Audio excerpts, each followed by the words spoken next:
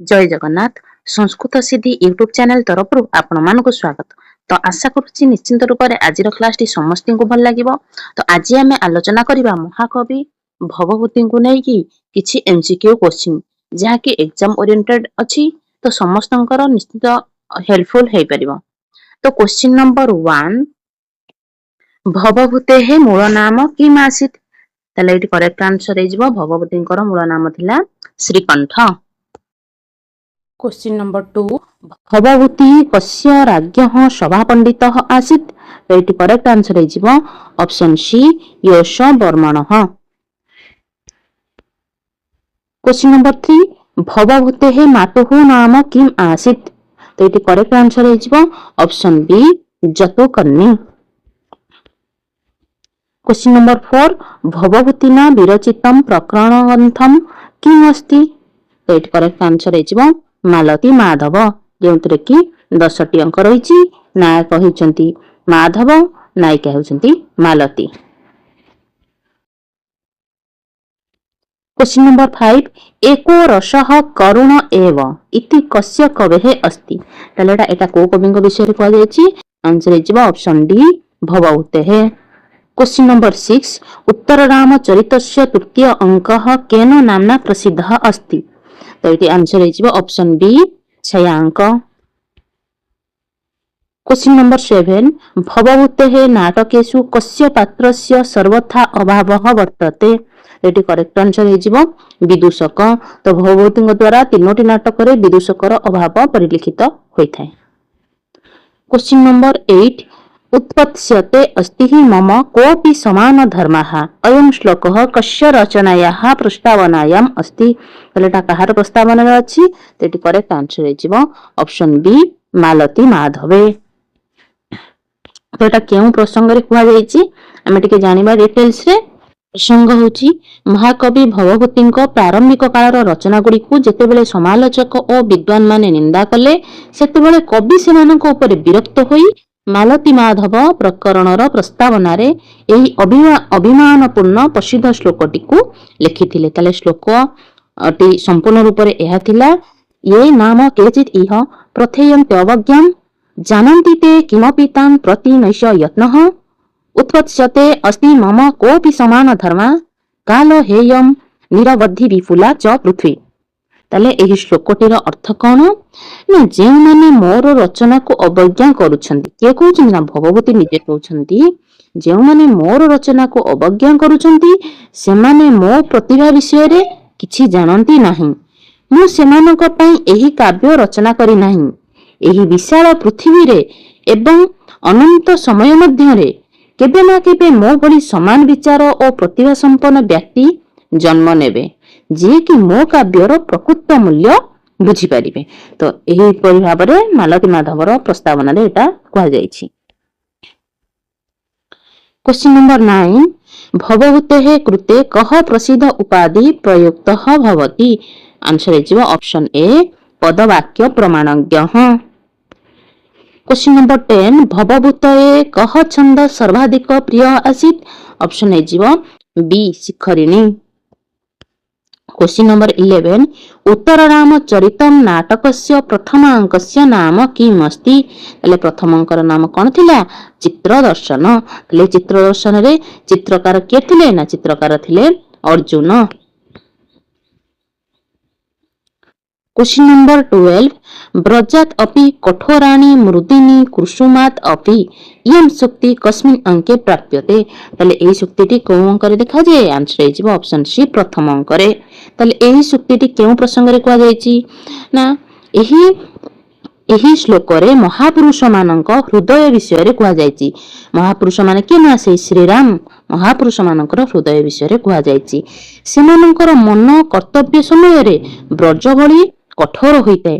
तो सेमाने तांकर जोटा कर्तव्य सेटा ही से निश्चित रूप रे करिवे। तो सेही कर्तव्य पालन समय रे तांकर हृदयटा ब्रज भली कौन होइते ना कठोर होइते। जेमिति कि प्रजांक पई से सीता को भी त्याग कर देथिले सेति कि कठोर हृदय होई जाइथिले किंतु भितरे सेमानकर हृदय फूल भली अत्यंत कोमल होइताए। एही भली महापुरुष मानक मन को बुझिबा असंभव। क्वेश्चन नंबर 13 उत्तरराम चरितस्य कस्य अंकस्य नाम छायांकः इति वर्तते। आंसर है तृतीय अंकस्य। क्वेश्चन नंबर 14 पुट्टपाक प्रतीकाश रामस्य करुणरसः इति कस्यः कथनं वर्तते। तले ए उक्तिटी किए कहिथिले। आंसर है मुरलया। मुरला एटा कहिथिला केउ प्रसंग रे कहिथिले हमें बे जानिबा ना पुट्टपाक। एही पुट्टपाकर अर्थ कोन ना पुट्टपाकर अर्थ हेउची आयुर्वेदर गोटे औषध तैयारी पद्धति जेउथिरे कोन करा जाय ना पत्र भितरे औषध को रखी माटी रे ताकू लेप दिया जाए कि नियारे कोन करा जाय ना गरम करा जाए। तो बाहर को से नियांटी देखा जाए नाही किंतु भितरे भितरे औषधटी प्रबल गरम रे सिझी थाए। सेही प्रसंग रे मुरला कहिचंती जे सीतांक विरह रे श्रीरामंक भितरे चलीथिबा दुख ओ करुण रसर ठीक सेही जो करुण रसर जो प्रयोग होईची ठीक सेही पुट्टपाक भली राम बाहर को गंभीर देखा जाउछंती किंतु भितरे भितरे असह्य गभीर दुख रे दग्ध हेउछंती। एही थिला एई सूक्तिर अर्थ। तो नेक्स्ट क्वेश्चन हमें देखिबा क्वेश्चन नंबर 15 गुणा पूजा स्थानं गुणेषु न च लिंग न च वयः इति कस्य नाटकस्य सूक्ति अस्ति। तल्ला ए सूक्तिटी केउ नाटकर। आंसर है उत्तर राम चरितस्य। तले ए सूक्तिटी केउ प्रसंग रे कह जायछि ना गुणवान व्यक्तिଙ୍କ ମଧ୍ୟରେ केवल गुण ही पूजार योग्य अटे। सेठारे लिंग लिंग अर्थ पुरुष बा स्त्री बयस बयसर अर्थ सान आ बड़ ए सब किछि देखा जाय नाही काहेकि छोट व्यक्ति पिलांक ठारू भी आमे शिखिबाकू पाइबा बड़ पिलांक ठारू भी आमे शिखिबाकू पाइबा गुरुजन मानक ठारू भी शिखिबाकू पाइबा। प्रत्येक व्यक्तिଙ୍କ पाखरे गुणवान व्यक्तिଙ୍କ पाखरे किछि ना किछि गुण रहिताय। जेमति कि नाटक रे जेते बेले आत्रेयी हैला तले ए सूक्तिटी के कहिसंती ना आत्रेयी कहिसंती। जेते बेले आत्रेयी वाल्मीकिଙ୍କ आश्रम रे लव कुशंकर असाधारण बुद्धि योग्यता देखंती सेते बेले से अत्यंत चमत्कृत होई कहिसंती कोन कहिसंती ना जदि काहा पाखरे श्रेष्ठ गुण अछि तेबे से बयस रे छोट हेले मध्य कोन ना सम्मानर योग्य अटे। एई प्रसंग रे कहआ जायछि। क्वेश्चन नंबर 16 उत्तर राम चरित नाटके गर्भांक योजना कस्मिन् अंके प्राप्यते। एला गर्भांक को अंक को हम कहिबा सप्तम अंक। ऑप्शन डी होची करेक्ट आंसर। क्वेश्चन नंबर 17 प्रसवः खलु प्रकर्ष पर्यंतम स्नेहस्य इयं सूक्ति केन उक्ता। तले एई सूक्तिटी के कहिथिले एटी करेक्ट आंसर हिजिबो ऑप्शन ए अरुंधत्याः। तले एई सूक्तिटी केउ प्रसंग रे कहआ जायछि हम जानिबा ना संतान हेउची माता पितांकर परस्पर प्रति प्रेम और स्नेहर चरम सीमा बा उत्कर्ष। तो नाटकर चतुर्थ अंकरे जेतेबेले माता कौशल्या एवं महाराज जनक सीतांक दुख को मने पकाई व्याकुल हेउछंती सेही समय रे अरुंधती संतानर महत्व बुझाइबाकू जाई कहिसंती कोन कहिसंती ना संतान हेउची पति पत्नीक पवित्र प्रेमर सबुठारु बड़ प्रतीक बा बंधन। क्वेश्चन नंबर 18 में देखिबा लव चंद्रकेतु युद्ध कस्मिन् अंके वर्णितः वर्तते। ऑप्शन बी हेजिबो करेक्ट आंसर कुमार विक्रमे। क्वेश्चन नंबर 19 डी ऋषि नाम हेछि हेजिबो ऋषि नाम ऋषीणां पुनराद्यानां वाचम अर्थो अनुधावति अत्र ऋषीणां पदेन कस्य ग्रहणं भवति। करेक्ट आंसर हेजिबो कोन ना ऑप्शन बी आद्यानां ब्रह्मर्षीणां अथवा ऋषीणां। एटा केउ प्रसंग रे कह जायछि आमे जानिबा ना साधारण मनीष ना लौकिक कवि माने जहा किछि कहिया को चाहंती सेमानक कथा अनुसारे सेमाने कोन करन शब्द को खोजंती अर्थात अर्थ प्रथमे खोजंती तापर तांकर वाणी आसी थाए। किंतु जो माने आद्य ब्रह्मर्षि माने रहिले जेपरि कि वाल्मीकि एमानकर वैशिष्ट्य हेउची सेमानकर पवित्र वाणी बा मुखरु बाहरिथिबा शब्द ता पछरे अर्थ निजे दौड़े अर्थात प्रथमे एमानकर जहा भी वाणी आसी थाए निश्चित रूप से किछि ना किछि तार अर्थ थाए। तो क्वेश्चन नंबर 20 देखिबा रामः पुत्र शंभुक नाम शूद्र तापसस्य वधम करति जस्य वर्णनम द्वितीय अंके अस्ति। ले केउंटारे से करिथिले हम देखिबा करेक्ट आंसर हे जिवो एठी पंचवट्यम option B.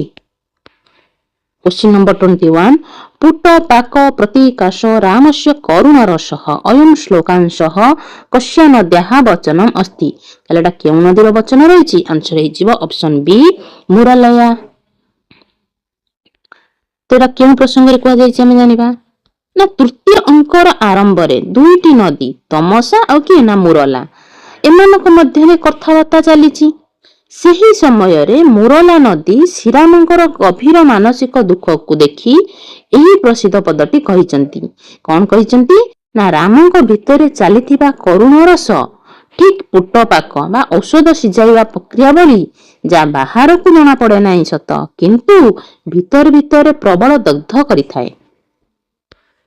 Question number 22 put पाक प्रतीकाश रामस्य करुण रसः अस्मिन् श्लोके कह छंद प्रयुक्त तो ये करेक्ट आंसर है अनुष्टुप छंद ऑप्शन सी। क्वेश्चन नंबर 23 भवभूते रस सिद्धांत संबदः प्रसिद्ध शुक्ति एको रस करुण एव उत्तर रामचरितस्य कस्मिन् अंके वर्तते एटा करेक्ट आंसर है ऑप्शन सी तृतीय अंके। तो एटा केउ प्रसंग रे कुआ जायछि हम जानिबा स्ताने एटी कुआ जाउछि जे संसारर केवल करुण रस ही एकमात्र मूल रस अटे। जेमती गोटे लौकिक उदाहरण मु एठी देछि जेपरि पानीर परिस्थिति अनुसार तार आवर्त अर्थात भौरी किंबा तार बुदबुद फटका हेबा एवं तार तरंग रूप रे अलग अलग देखा गले मध्य सेगुडी को केवल पानी ही कहिबा अर्थात सेगुडी को केवल पानी हमें कहिबा पानी ही होइथांती। ठीक सही परी शृंगार वीर एही सब रस समस्त रस परिस्थिति भेदरे करुण रस ठारू ही सृष्टि होइतांती। तो ये प्रसंग रे एटा कहा जायछि। तो नेक्स्ट क्वेश्चन हमें देखिबा दलति हृदयम शोकात वेगात दिधा न तु विद्यते तले कस्य कथनम इदम तले एटा कहार कथन थिला एठी करेक्ट आंसर हे जिवो रामस्य। तला एटा केउ प्रसंग रे कहा जायछि हम जानिबा ना मोर हृदय शोकर तीव्र आवेग बा उद्वेग जोगु भीतर भीतर दली मंथी होई जाउछि अर्थात मोर हृदय फाटी जाउछि किंतु एहा दुई खंड होई भांगी जाउ नाही। तो रामଙ୍କ कहिबा कथा अर्थात एही उक्तिटी राम कहिसंती दुख एते अधिक जे हृदय विदीर्ण होई जिबा कथा किंतु कठोर प्राण होइतिबारु एहा दुई भाग होई नष्ट मध्य हेउ नाही केवल असह्य जंत्रणा पाउछि। एही श्लोकांशटी श्रीरामଙ୍କର गभीर करुण स्थिति को दर्शाए। तो ये हमें देखिबा क्वेश्चन नंबर 25 ईदृशानां विपाकोऽपि जायते परमाद्भुतः इयं सुक्ति केन कथिता। तो ए सुक्तिटी किए कहिसंती तो आंसर हे जिवो इति तमसया तमसा द्वारा कहा जायछि। ताले एटा केउ प्रसंग रे कहा जायछि हमें जानिबा एही भली महान व्यक्ति मानकर दुखर परिमाण अर्थात विपाक मध्य अत्यंत आश्चर्यजनक मंगलमय होइथाय।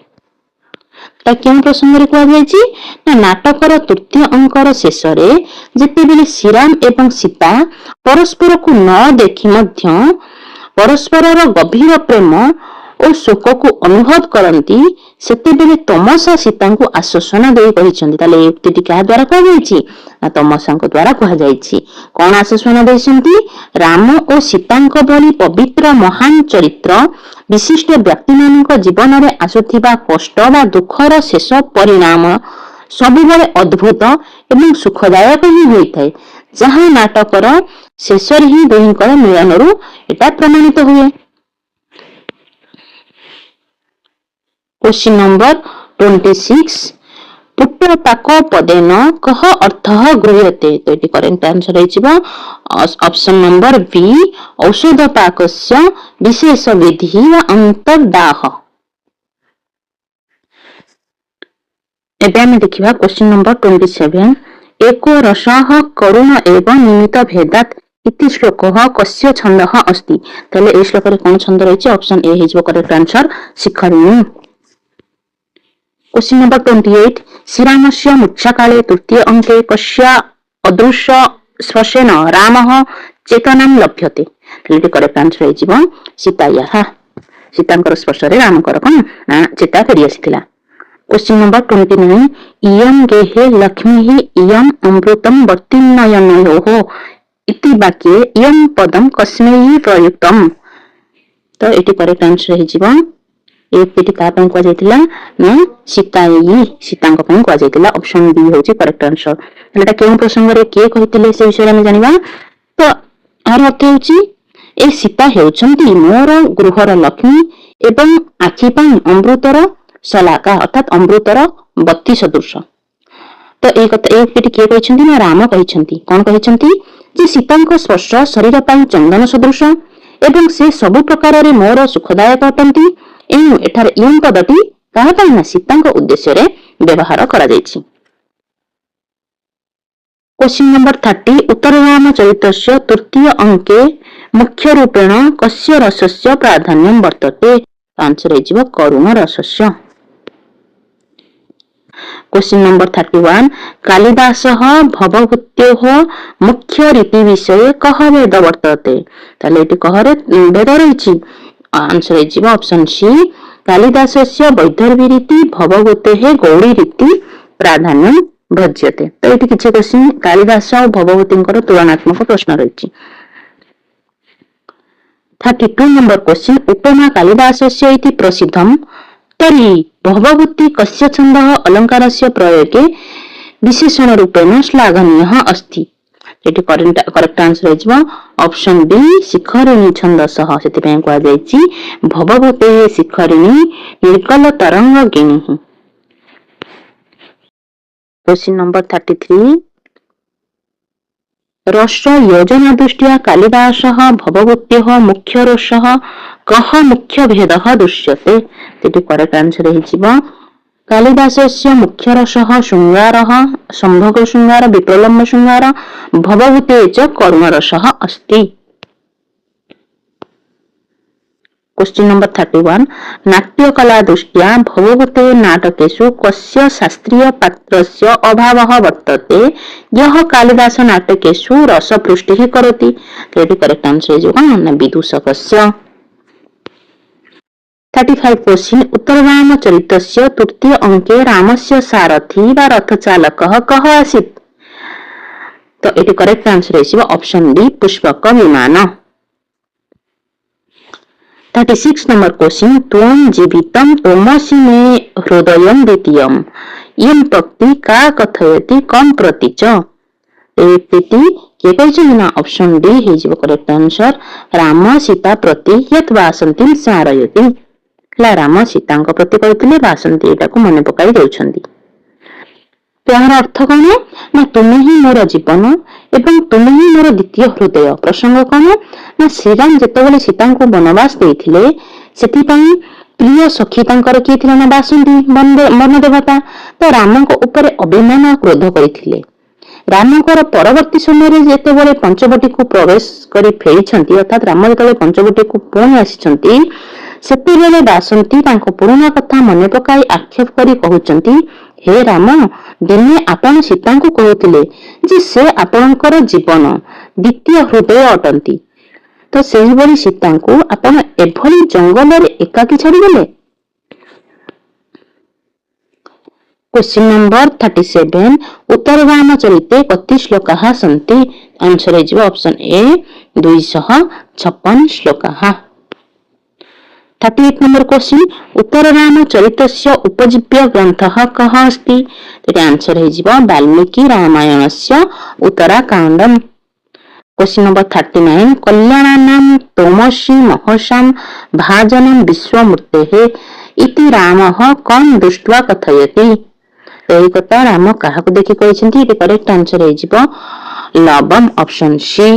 तले एटी केउ प्रसंग रे कहै जायछि हे विश्वरूप परात्मा बा सूर्यदेव आपण समस्त कल्याणकारी तेजर आधार अटंती। ताले प्रसंग कौन एठी जेतेबेले महाराज रामचंद्र प्रथम थर पई निज पुत्र लव को देखंती जदिও से जानि नांती जे लव तांकर पुत्र लवंकर अलौकिक सौंदर्य शांत और तेजस्वी रूप देखि रामଙ୍କ मनरे स्नेह जागृत हुए। से लवंक भितरे सूर्य वंशर तेज एवं परमात्मा रूप देखा पाती। ଏବଂ ତାକୁ ଦେଖି ଏହି ଆଶୀର୍ବାଦ ସୂଚକ ବାକ୍ୟଟି ସେ କହିଛନ୍ତି।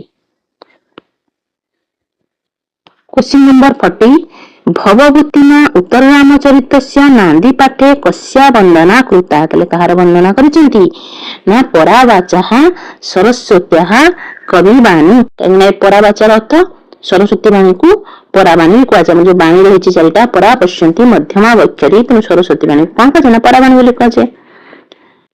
41 नंबर क्वेश्चन उत्तर रामचरितस्य नायक श्रीराम कीदृश नायक अस्ति तो करेक्ट आंसर है ऑप्शन ए धीरोदात्त। क्वेश्चन नंबर 42 उत्तर रामचरितस्य सुखांत सम्मेलनम कस्य नद्याः तीरे भवति करेक्ट आंसर है गंगायाः तीरे वाल्मीकि आश्रमे। क्वेश्चन नंबर 43 उत्तर रामचरित नाटकस्य नायक कः अस्ति स च कीदृश नायक तो करेक्ट आंसर है ऑप्शन डी श्रीराम। श्रीराम होउछन्ति धीरोदात्त नायक। क्वेश्चन नंबर 44 उत्तर रामचरितस्य नायिका का अस्ति तो करेक्ट आंसर है option C Sita. Question number 45 तृतीय अंके रामस्य दुःखं दृष्ट्वा कस्य पात्रयः हृदयम् अतीव दर्दीभूतं भवति या सीताया सखी अस्ति तले एटी करेक्ट आंसर है वासन्त्याः। क्वेश्चन नंबर 46 उत्तर रामचरितस्य तृतीय अंके के द्वे नदौ पात्र रूपेण समागच्छतः द्वयोः संवादः च विस्मयक रूपेण वर्तते एटी करेक्ट आंसर है तमसा मुराले। क्वेश्चन नंबर 47 लव कुशयोः विद्या अभ्यासार्थं वाल्मीकि आश्रमात् अगस्त्य आश्रमं का पात्रा गच्छति एटी करेक्ट आंसर है ऑप्शन ए अत्रेयी।